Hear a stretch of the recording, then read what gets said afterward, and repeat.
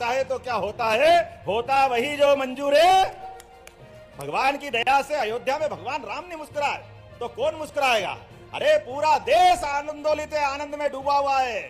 आकाश से बात करता हुआ भगवान राम का मंदिर, भगवान राम की 17 लाख साल पुरानी उस ऐतिहासिक विरासत में सराबोर करते हुए भगवान मुस्कुरा रहे। ऐसा लग रहा पूरा देश मुस्कुरा, पूरा देश आनंद में डूबा हुआ है, पूरा देश दशहरे में झूम रहा है। ये हमारा सौभाग्य है और ये हमारे माननीय यशस्वी प्रधानमंत्री की शासन की कुशलता है। जहां भगवान राम का नाम लेते हुए पुरानी सरकारों के द्वारा क्या क्या उल्टे पुल्टे काम नहीं किए, कितने प्रकार से देश को बरगलाने का प्रयास किया। ये यशस्वी प्रधानमंत्री की कार्यशैली थी जिनके कारण से सुप्रीम कोर्ट ने फैसला दिया, सुप्रीम कोर्ट ने, और मैं हिंदू के साथ साथ मुसलमान भाइयों के लिए भी जोरदार ताली बजाओ। पूरे देश के अंदर क्या हिंदू क्या मुसलमान सबने मिलकर के भगवान राम की जय जयकार की, आनंद में डूब गया देश हमारा। यह हमारा सौभाग्य है। पूरे दुनिया के अंदर अचंभित है देश, दुनिया के भगवान राम के ऊपर सुप्रीम कोर्ट ने फैसला दिया, लेकिन पूरे देश में कहीं एक जगह दंगा तो छोड़ो, कोई पत्थर फेंकने वाला भी नहीं मिला। ये अपना यशस्वी प्रधानमंत्री का नेतृत्व है। और तो और इस पूरे आनंद में जिसने 70 साल तक मुकदमा लड़ा, वो मुस्लिम भाई भी आनंद के साथ अयोध्या में उस अवसर पे मौजूद थे। ये हमारा, ये भारत का अतीत बताता। जोरदार ताली बजाओ उनके लिए। जय हिंदू और मुसलमान ने मिलकर के सच्चे अर्थों में दिवाली दशहरा सब एक दिन मना लिया, लेकिन दुर्भाग्य के साथ कहना पड़ेगा अभी भी कई सारे ऐसे लोग हैं जिनको भगवान राम का मंदिर आंखों में खटकता है, खटकता है, अटकता है। वो अभी भी है। जब भी वोट का मौका आता है उनको भगवान राम के जन्मोत्सव का आनंद नहीं दिखता है, वो उसको नाच गाना बताते हैं। जाकी रही भावना जैसी, प्रभु मूर्ति देखी तिन तैसी। जिनकी जैसी दृष्टि उनकी वैसी सृष्टि। इसीलिए हिसाब चूकता कर दिया। हरियाणा वालों ने जोरदार अभिनंदन करो। ये अपने कर्मों से भुगतेंगे। जनता हिसाब चूकता कर रही है इनका। जनता की भावनाओं के साथ कुठाराघात करोगे, वोट के चक्कर में हिंदू मुसलमान को लड़ाने के षड्यंत्र करोगे। ये षड्यंत्र चलने वाले नहीं है। पूरा देश एकजुट होकर के यशस्वी प्रधानमंत्री के नेतृत्व में आगे बढ़ रहा है। जोरदार अभिनंदन करो यशस्वी प्रधानमंत्री का। और प्रधानमंत्री के कितने निर्णय उज्जवल हैं, आप लाइन से उठा के देख लो। एक एक व्यक्ति के लिए जिस प्रकार से वो काम कर रहे हैं, हर समाज को साथ लेके चल रहे हैं। इसीलिए किसान परिवार से आने वाले इस भाई को भी मुख्यमंत्री तक बना करके बिठाकर दिखाने वाला अगर कोई है तो हमारी पार्टी और यशस्वी प्रधानमंत्री है। जोरदार अभिनंदन करो माननीय नड्डा जी का और माननीय प्रधानमंत्री जी का। गरीब किसान का आदमी मुख्यमंत्री नहीं बन सकता।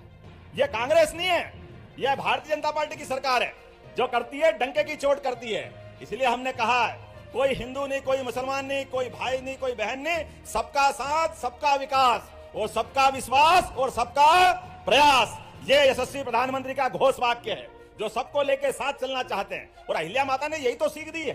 उनके काल में क्या किया उनने यही किया कि अगर हमारे राज्य की सीमा सुरक्षित रखना है तो सीमा भी सुरक्षित रखेंगे।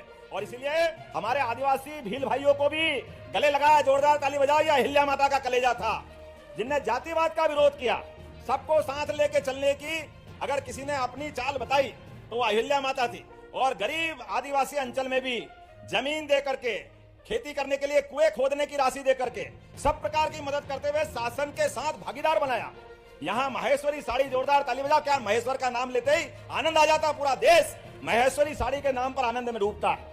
मुझे इस बात की प्रसन्नता है। रोजगार दिलाने के लिए उस समय अहिल्या माता ने, यहाँ बुनकर नहीं थे कपड़े बुनने वाले, तो कहां हैदराबाद के वहां से, कहां औरंगाबाद से, कहां गुजरात से, कहां से कारीगर लाए और कारीगर ला करके महेश्वरी साड़ी का उपक्रम चालू किया। जोरदार अभिनंदन करो इस भावना के लिए। भूखे भयन हो न गोपाला, संभालो अपनी कंठी माला। पेट का इंतजाम नहीं हो तो सरकार नहीं चलती। यह अहिल्या माता ने उस समय भी करके बताया।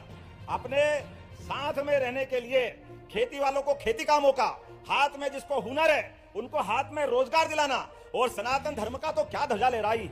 वाकई ऐसा लगता है अगर हम कल्पना करें इसी बनारस में, काशी में नाम से शस्त्र पूजन हुआ।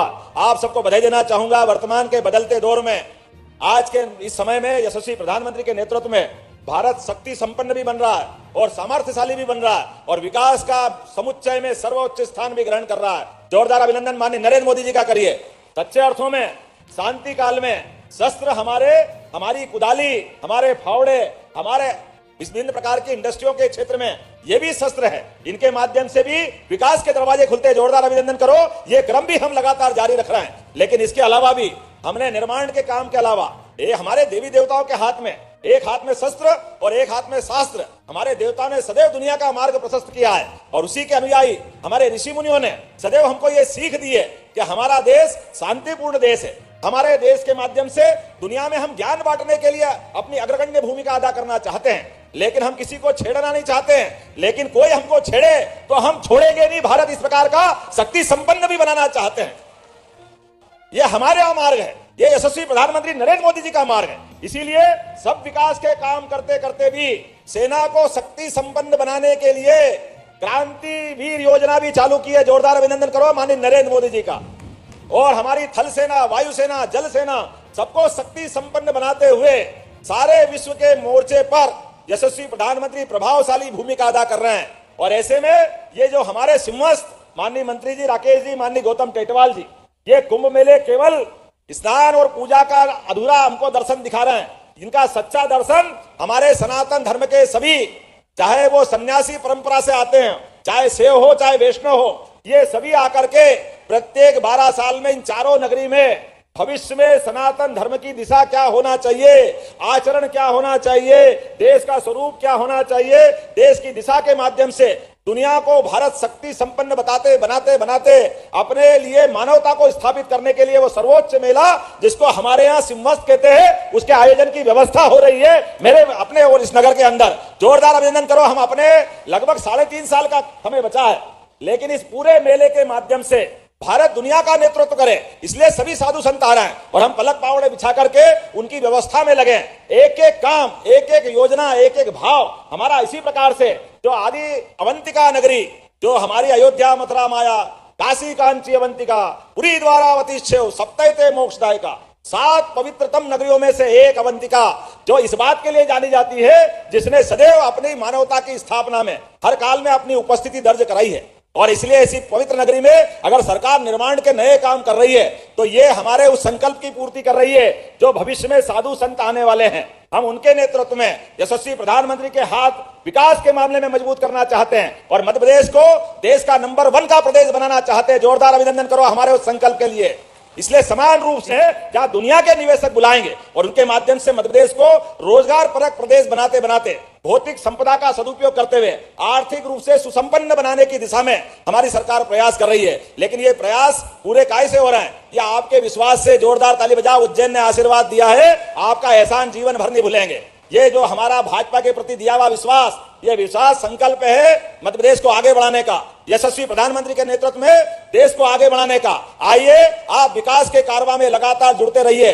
आज मुझे इस बात का आनंद है, आज त्योहार का दिन था, मन में धुकधुकी थी कि आज मैं कार्यक्रम रख रहा हूं, लेकिन लोग आएंगे कैसे? लोगों को अपने भी त्योहार मनाना है। लेकिन आपने इतनी बड़ी संख्या में ऐसे विकट मौसम में आकर के मेरा हौसला बढ़ाया। दोनों हाथ जोड़ के आपको प्रणाम करता हूं, आपको धन्यवाद भी देता हूं और आपको निराश नहीं करूंगा। हमारी सरकार विकास के एक एक आयाम में इसी प्रकार लगातार चलती रहेगी। बहुत बहुत धन्यवाद। भारत माता की जय।